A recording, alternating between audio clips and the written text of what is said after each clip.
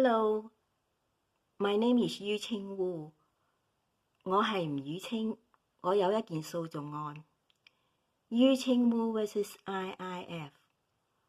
吳宇清控告 IIF 嘅余老闆，因為余老闆犯了違反合約以及非法解僱嘅法例。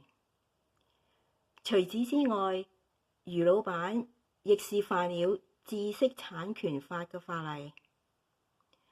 我要求余老闆賠償2500萬，$25 million for the case. I won't settle the case for any less. 此訴訟案已經喺最高法院，我要求法院對此案作出公正合理嘅判決。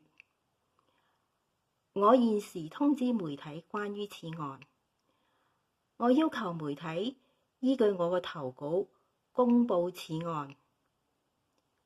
Thank you for watching this video。多謝。